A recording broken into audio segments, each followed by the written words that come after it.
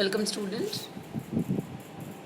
हमारा आज का जो टॉपिक है वो इंट्रोडक्शन ऑफ सोशियोलॉजी, जिसमें मैंने आपको समाजशास्त्र को 3 भागों में बांटते हुए समझाने का प्रयास किया। पहला, व्हाट इज़ सोशियोलॉजी, समाजशास्त्र क्या है। दूसरा, need arise to study sociology, समाजशास्त्र के अध्ययन की क्या कारण या क्या आवश्यकताएं रही, जिसमें मैंने आपको पुनः जागरण, दर्द सुधार आंदोलन, फ्रांस की क्रांति, इंडस्ट्रियल रेवोल्यूशन, इसके बारे में बात करी। Now we come to the point, benefits to study sociology. क्या समाजशास्त्र विषय पढ़ने के क्या लाभ है, इसके बारे में बात करते हैं। जैसा कि समाजशास्त्र विषय सोशियोलॉजी जो है वह समाज का अध्ययन करता है। It is that branch of science which studies about the society. जब समाज का अध्ययन की बात करते हैं तो समाज किससे बना होता है? सामाजिक संबंधों से। इसका मतलब यह विज्ञान की वह शाखा है जो संबंधों का अध्ययन करती है। फिर हम कहते हैं कि संबंध किनके मध्य पनपते हैं? लोगों के बीच में। या संबंध कैसे पनपते हैं? तो कैसे पनपते की बात बताऊं मैं आपको, तो थ्रू इंटरैक्शन, अंतःक्रिया। अंतःक्रिया क्या होती है? जब 2 या 2 से अधिक व्यक्ति आपस में चाहे मौखिक रूप से चाहे अमौखिक रूप से संवाद करते हैं, बातचीत करते हैं, और उस बातचीत की वजह से इंटरैक्ट करते हैं, चाहे वर्बल इंटरैक्शन हो, फ़ोन पे भी बात करते हैं, बट हम बात कर रहे हैं, नेट पे भी बात करते हैं, फेसबुक पे बात करते हैं, सोशल मीडिया द्वारा बात करते हैं। वो अलग बात है कि हम बात डायरेक्ट कर रहे हैं या इनडायरेक्ट कर रहे हैं। जब हम बात करते हैं आपस में, वर्बल कम्युनिकेशन हो या इनडायरेक्ट, जिसमें आजकल तो इनडायरेक्ट कम्युनिकेशन हम व्हाट्सएप पे बहुत ज़्यादा सिंबल्स द्वारा, तो बहुत सारे सिंबल्स जो है भेजे जाते हैं, जिससे हम समझ जाते हैं आगे वाला क्या कहना चाह रहा है। तो जो भाई, चाहे वह वर्बल हो या नॉन वर्बल हो, चाहे वो डायरेक्ट हो चाहे वह इनडायरेक्ट हो, जब लोगों के मध्य बातचीत होती है, मीनिंगफुल स्टिमुली होती है, दोनों, सपोज जैसे आपको कोई फेसबुक पे बार बार फ्रेंड रिक्वेस्ट भेज रहा है या व्हाट्सएप पे मैसेज कर रहा है या आपसे बात कर डायरेक्ट बैठा है, आमने सामने की स्थिति हो, तो बातचीत करने के लिए आपसे बार बार जो है किसी न किसी बहाने आपसे बात कर रहा है, और आप अगर उसको जवाब नहीं देते हो तो क्या होता है? बातचीत या संवाद वहीं खत्म हो जाता है। बट दोनों के मध्य अवेयरनेस हो, और उस अवेयरनेस की वजह से मीनिंगफुल स्टिमुली के साथ, मतलब दोनों आपस में एक दूसरे से बात कर रहे हैं और दोनों आपस में जागरूक है, दोनों आपस में क्या कह रहे हैं दोनों को समझ में आ रहा है, and they are communicating with each other. जब ऐसी स्थिति होती है तो उसको हम अंतःक्रिया कहते हैं, और इस अंतःक्रिया की वजह से संबंध पनपते हैं, और संबंधों की वजह से समाज है, और समाज जो है उसका अध्ययन समाजशास्त्र के अंतर्गत किया जाता है। और ये अंतःक्रिया जो है समूह में, लोगों में होती है, तो समाजशास्त्र के अंतर्गत समूह का भी अध्ययन किया जाता है। तो जब हम आगे डेफिनेशन समाजशास्त्र की पढ़ेंगे तो उसमें मैं आपको अलग तरीके से बताऊंगी। While defining about sociology, what is sociology? It is a science of group, it is a science of interaction, it is a science of social relation, है ना, वो हम बाद में पढ़ेंगे। अभी हम यहाँ सिर्फ बेनिफिट्स की बात करते हैं, तो ये देखते हैं कि इट वॉज क्या यूज़ क्या है समाजशास्त्र का, हम क्यों पढ़े, काहे के लिए पढ़े। यूरोपीय समाज में जब ये आया विषय, तो नो डाउट किसी न किसी आवश्यकताओं की वजह से आया, और आवश्यकता उस समय क्या थी, जैसे मैंने आपको कहा, कोई भी चेंजेस आता है, अगर उसकी स्पीड स्लो हो, लोग उसको आत्मसात कर लेते हैं, लोग उसके साथ कदम ताल कर लेते हैं, या हम ये कहें कि एकदम रेडिकल चेंज नहीं हो, एकदम अमूलचूल परिवर्तन ना करे वो समाज में, तो एक्सेप्टेबल है। बट यदि परिवर्तन मल्टी डायरेक्शनल और मल्टीफेसेट्स होते हैं और समाज की सारी संरचना को जो है वो प्रभावित करते हैं, और ऐसा ही कुछ यूरोपीय समाज में हुआ।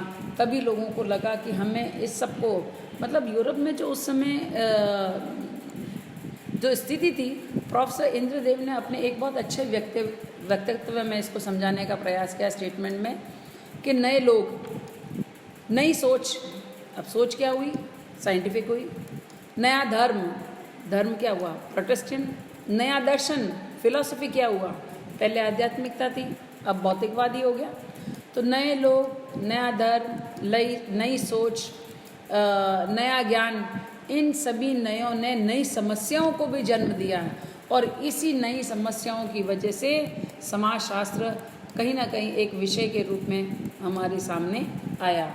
तो ऑब्वियस है, बहुत बड़ा इम्पोर्टेंट यूज़ रहा होगा, तभी लोगों ने समाजशास्त्र को एक विषय के रूप में स्थापित करने का प्रयास किया। तो फर्स्ट जो है, it's use empirical investigation and critical analysis to understand the order and problem and changes within the society, organization and network। अब सबसे बड़ी बात जो है, उस समय यूरोपीय समाज में क्या हो रहा था? चेंजेस हो रहा था। किस में हो रहा था? Within society, social organisation, सामाजिक संगठन में बदलाव आ रहा था। इस बदलाव क्यों आ रहा था? बहुत सारे रीज़न, इकोनॉमिक्स, सोशल और पॉलिटिकल, बहुत सारे रीजंस रहे हैं जो कि मैंने आपको ऊपर डिस्कस कर चुकी हूँ, वापस नहीं करूँगी यहाँ। उन सभी को समझने के लिए जो एम्पिरिकल इन्वेस्टिगेशन, आप यदि अगर कोई घटना घटती है तो घटना घटने जहाँ घट रही है और क्यों घटी है, इन सब कारणों को पता लगाने के लिए आप इन्वेस्टिगेट करते हो।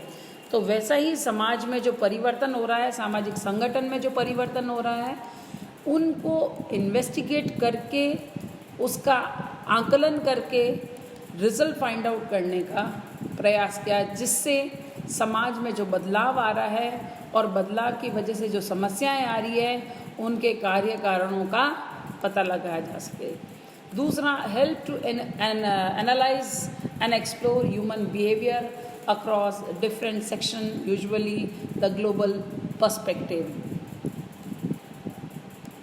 रेवोल्यूशन की वजह से, इंडस्ट्रियल रेवोल्यूशन की वजह से और पुनर्जागरण, फ्रांस की क्रांति, ये सभी ने कहीं ना कहीं समाज, पूरे संसार को जो है सीमित न करके, स्पेशली इंडस्ट्रियल रेवोल्यूशन व्यापारिक दृष्टिकोण से ही चाहे क्यों ना हो, एक्सप्लोर करने का, the world beyond England, beyond Europe explore करने का प्रयास किया।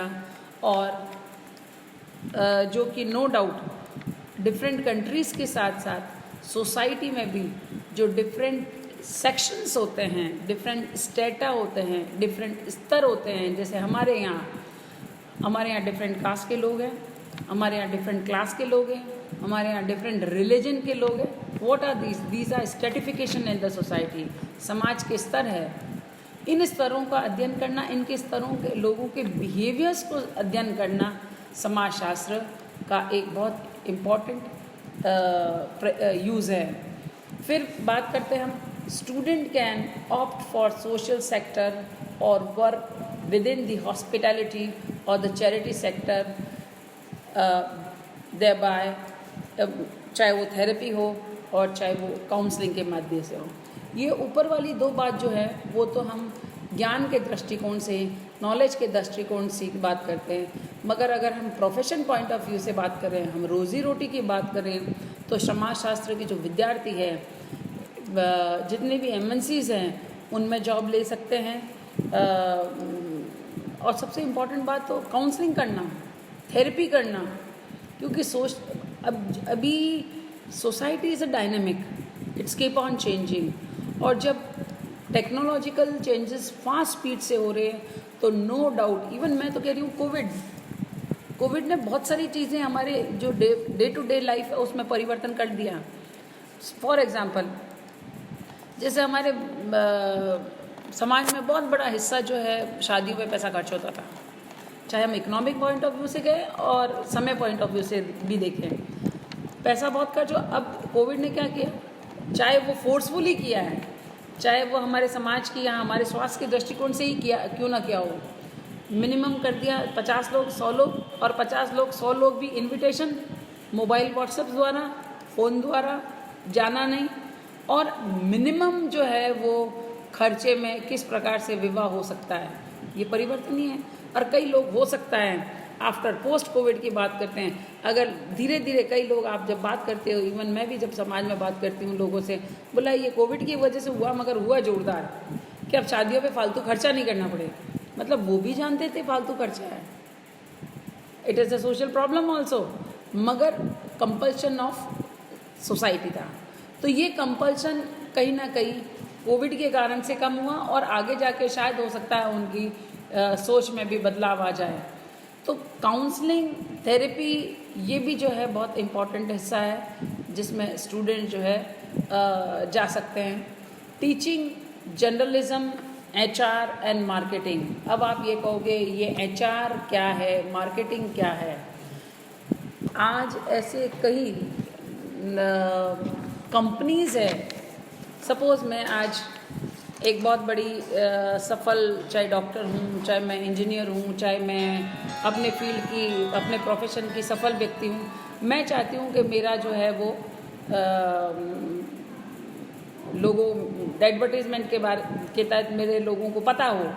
अब कैसे एडवर्टीज़मेंट लोगों को अच्छा लगे या किस टाइप से एडवर्टीज़मेंट होने चाहिए, ये एक समाजशास्त्र का विद्यार्थी जो है बता सकता है। तो हम लोग शिक्षा के क्षेत्र में, जर्नलिज्म के क्षेत्र में, ह्यूमन रिसोर्स के क्षेत्र में और मार्केटिंग के क्षेत्र में अपना व्यवसाय जो है चुन सकते हैं। टीचिंग में, स्कूल में, कॉलेजेस में, हायर एजुकेशंस वगैरह में समाजशास्त्र विषय पढ़ने और पढ़ाने का कार्य होता है। जर्नलिज्म में चूँकि समाज की बहुत सारी समस्याएं होती हैं, और अगर यदि कोई विद्यार्थी समाजशास्त्र का हो तो वो बहुत अच्छी तरीके से समाज की समस्याओं की व्याख्या कर सकता है, समझ सकता है, और लोगों के सामने उसको बताने और जागरूक करने का मीडिया के द्वारा जो है वो कर सकता है। ह्यूमन रिसोर्स डेवलपमेंट में समाजशास्त्र के विद्यार्थी जो है समाज को और समाज में डिफरेंट सेक्शंस को और किस प्रकार के लोग और कैसी उनकी सोच होती है, इसके आधार पे जो है वो बताते हैं। और इंडस्ट्रियल जो यूनिट्स हैं उसमें एचआर की जो है पोस्ट वगैरह निकलती है, जिसमें समाजशास्त्र के विद्यार्थियों को लिया जाता है। Now after this benefits of sociology, tomorrow we'll move to our next topic, that is meaning and definition of sociology. हमारे जो भी प्रीवियस लेक्चर्स रहे, हालांकि बहुत लंबे और ज़्यादा रहे, बट ये एक आपको जो चीज़ें बाद में आपको पता चलती जब आप थोड़ा एमए वगैरह में आते हैं, मगर वो चीज़ मैंने आपको पहले बताई क्योंकि मुझे ये लगता है कि ये आपको पता होनी चाहिए। Thank you and have a good day.